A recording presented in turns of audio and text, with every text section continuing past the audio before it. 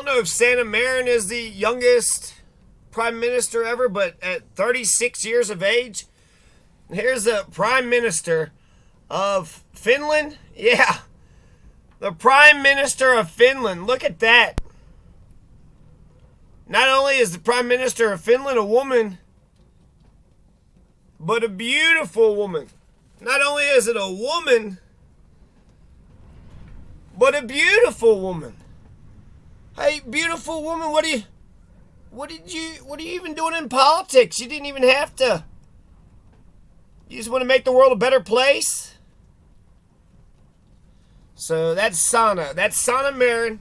She's the prime minister of Finland. There's actually a epidemic of beautiful women. Some not so much. But you got Jacinda Ardern.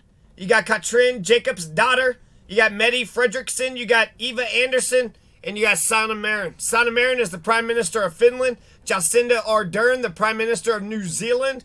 And she's not only, beautiful, stunningly beautiful, she had said that the child poverty and homelessness is a blatant problem of capitalism. Which, clearly, capitalism doesn't solve poverty. Capitalism doesn't solve pollution. You can't, how are you going to make money off of that? And actually, you probably could make money off of housing. But Katrin Jacobs' daughter is the prime minister for Iceland. Mette Frederiksen, prime minister of Denmark. Eva Andersson, prime minister of Sweden. Woman, woman, woman, woman, woman. So nobody tell Bernie Sanders about that. Nobody tell Bernie Sanders about that. He will be pissed. He doesn't believe that women can be the president or prime minister or anything. That's what Elizabeth Warren told me. Why would I doubt it? Elizabeth Warren told that to me. I just wanted to read a couple Khruschev quotes. So from this Khruschev Remembers book. Now, this chapter is called Visit to Scandinavia. It's right after he talks about John F. Kennedy. And they said, where does the Cold War begin? Where did the Cold War begin? Like, shit, we just fought World War II. We, beat the Nazis together. And now we're back to being fucking enemies. Like, what happened? We were like best as buddies, and then right after the damn war, it's like we didn't even kill the Nazis together at all. It's like we didn't even kill the Nazis together at all. So he blames Churchill and Truman. Khruschev is going to be the next general secretary, their prime minister, or whatever Stalin was. But he's going to be the guy that becomes, the next Stalin. He's the next general secretary after Stalin. And then he was kind of like the Joker. He was the pet. He was the favorite of Stalin. Stalin dies. And then Beria was going to angle himself to get power. But guess what this buffoon, this Joker does? He's able to get the Kokov guy to arrest him. And then they try him and then execute Beria. So the buffoon got rid of one of his, played a power move and got rid of Beria, which, if you ever seen The Death of Stalin, Beria was a piece of shit, a fascist fucking piece of shit. Like when Beria gets shot, nobody, like in the audience, nobody there at the scene, nobody in the entire world felt sad about that. Oh, that fucking torturing son of a bitch. That torturing son. So he blames Truman and Churchill. When did the Cold War begin? Truman, Churchill. Truman was the president, the cocky fucking president, just bombed the shit out of Hiroshima and Nagasaki, and he's, acting like he owns the goddamn world. And then Churchill goes over to America and he says there's an iron curtain has descended and, you gotta watch out for them motherfucking Soviet Union bastards.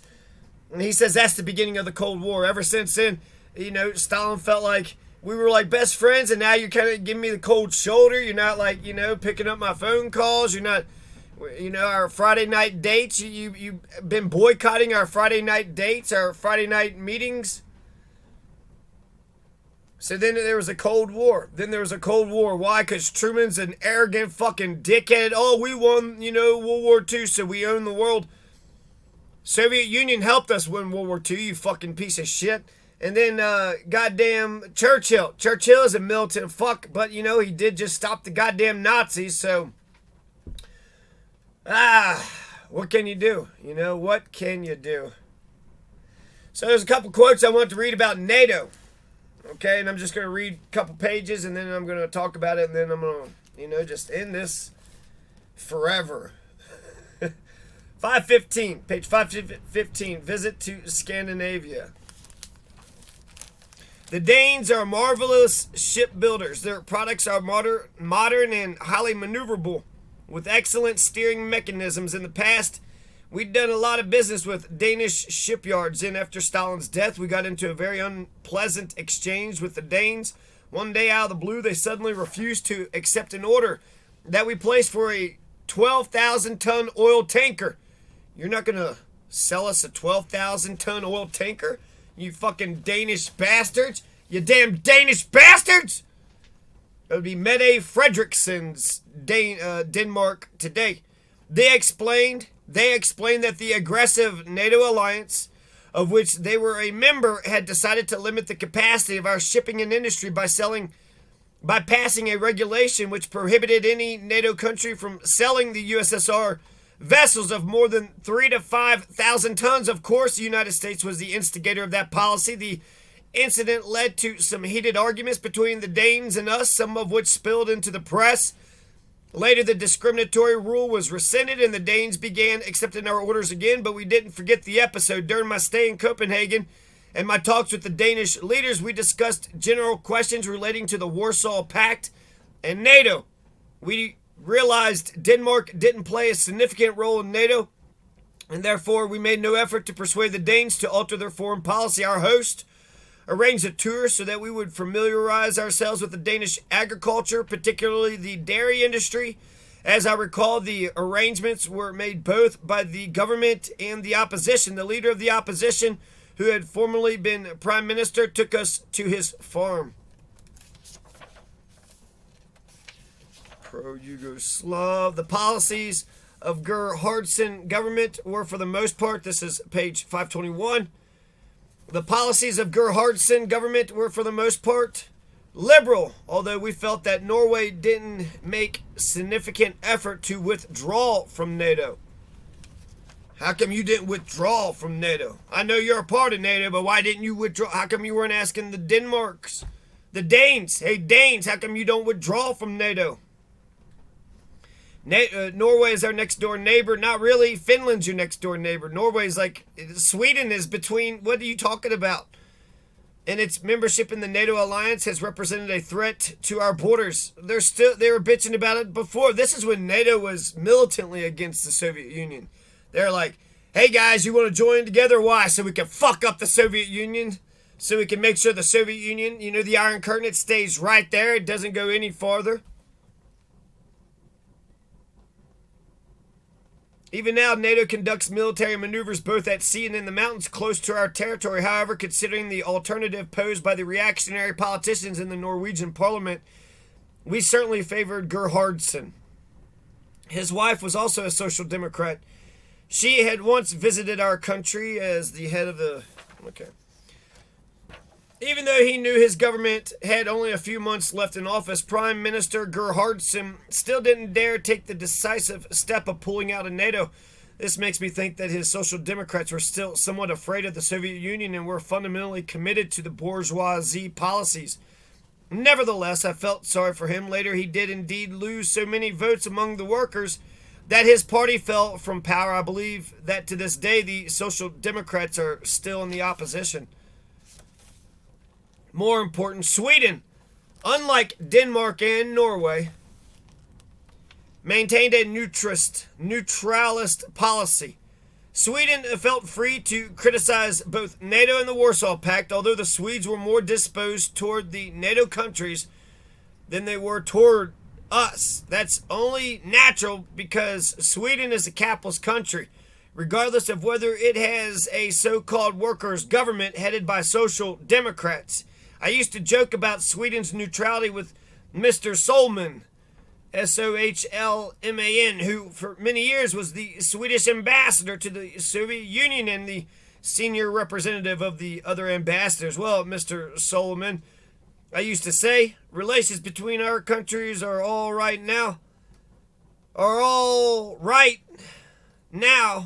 but we haven't forgotten our history. We got to keep an eye on you, lest you make another march on Poltava.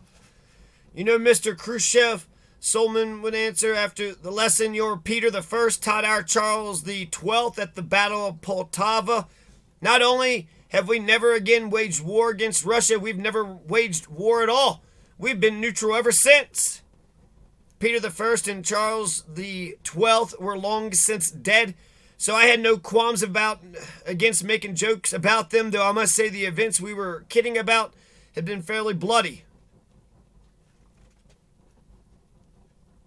And then somebody asked him a question about the Nobel Peace Prize, and he suggested the entire country would be happy if you voted for Mikhail Alexandrovich Sholokov. Mikhail Alexandrovich Sholokov. So he apparently, to Mr. Khruschev, Mikhail Sholokov was one of the greatest authors that have ever walked the face of this earth. So the more things change, the more things, stay the exact same. What the fuck? They're still, saying, Denmark, you're selling us a ship. You're a part of NATO, but we'll forgive you. But hey, goddamn Norway, hey, goddamn Sweden, hey, goddamn Finland, what the fuck are you doing? What the hell are you doing, right? Denmark is a part of NATO, but that can be forgiven because they're not a powerful member, so they don't really have much of a say-so. But Sweden, they've always had to maintain a policy of neutrality, right? So, since Poltava. So it's just the same damn countries, the same shit. You had, Finland. Recently, it was Finland and what? Finland and another country were to join NATO. Finland, Sweden? Finland and Sweden. So one of the Hottie countries, they were talking about joining NATO. And Noam Chomsky says it's a terrible idea. I think it's a brilliant idea. You need to join the goddamn military alliance. Chomsky said that there's two reasons to have NATO. One, it's the military arm of America, so it helps initiate American wars, which that's good for us, right? Do we need that? But it's easier to have something that can, so it's important to have that mechanism, I think. That's a good thing for us. And then the other thing was control the world's energy supply. I don't know, controlling the world's energy supply, is that what I want to do? Control the world's energy supply? I don't care for NATO doing that. That's not the point of NATO. I don't want you to control the world's energy supply. The whole idea of NATO is that it's a military alliance. And I think that people are allowed to join into military alliances with whomever they want to join a military alliance with. So NATO is, totally voluntarily, all of those nation states have gotten together. It was hard as fuck for the League of Nations to get together. We were able to get the United Nations together, which, it's flawed. And that's why we have NATO, because the United Nations is flawed. So NATO is just, instead of having to go through the UN, Russia's got the veto. So what the hell? You can't do shit. It has to be NATO. It can't be the United Nations because Russia's part of the Security Council. But it's all the same shit. Are you a part of NATO? Are you not a part of NATO? Why are you joining a part of NATO? If you join a part of NATO, I'll be pissed. I'll be mad. Well, I'll do something to you. You better watch out. Oh, he's a part of NATO and you trade with him. Well, it's okay because he's not a real important part of NATO, but you better not join NATO, goddammit. It's all the same fucking bullshit.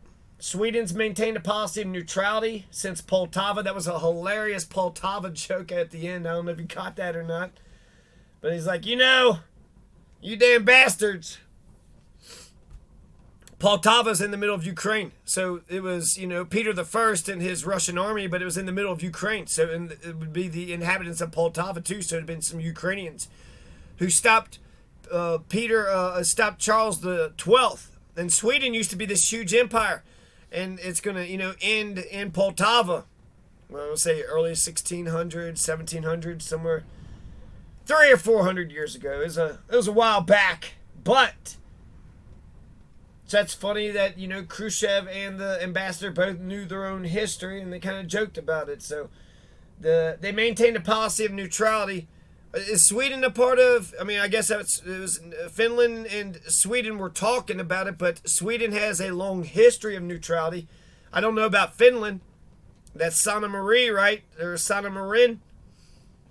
Sanna Marin. I mean, it's one thing to invade a guy's country, but if you invade a woman's country, that's going to be, the rape of Ukraine doesn't seem as terrible because it's a Zelensky. But if Putin invaded a Finland or a Sweden, and it's the rape of, Eva, or the rape of Sanna Marin, yeah, the world will take notice. That'll, if he drops a biological or a chemical or a nuclear weapon or invades Finland, that'll be the, like thin red line. Apparently killing a bunch of innocent Ukrainians is okay to a lot of people, which is fucked up. What the fuck? Well, just let Russia determine the borders. Just let Putin determine. He's old. He's about to die. He needs to do his last hurrah, right? He intervened in, goddamn Kazakhstan. He intervened in fucking Syria. He intervened in motherfucking Venezuela. He's intervening. He's been intervening the whole time. He's got a 90% fucking record, so can we forgive him on this? He's... So, 23-year terrorist regime. He's been around the block making friends. And they're still talking about the same shit. Oh, Finland and Sweden, if you join NATO. He cut off Bulgaria. I never really thought highly of Bulgaria until now. So Putin is afraid of Bulgaria, which you're not going to pay me in rubles? Well then, no natural gas for you. No natural gas for you, Bulgaria. I feel like the Bulgarians? Bulgaria? But it's just it's a remote, place that I feel like I'll probably never visit. And it's got that ugly Bulgaria name. What are you, some sort of Bulgarian? What are you, some sort of vulgar Bulgarian? Some sort of Vulgarian? Are you a Vulgarian? But the Bulgarians are badasses. We ain't gonna pay you in fucking rubles, you bitch. So they cut gas to oil or whatever, natural gas to Poland and Bulgaria. Biden is pushing for $33 billion. There's airstrikes in Kyiv and Odessa. They killed 5 people in Odessa recently. There's airstrikes in Kyiv. 1 person got killed. 1 person had their leg blown off. So the war, Russia's rape of Ukraine carries on, and Ukraine's resistance, Ukraine's revolutionary war of independence continues too.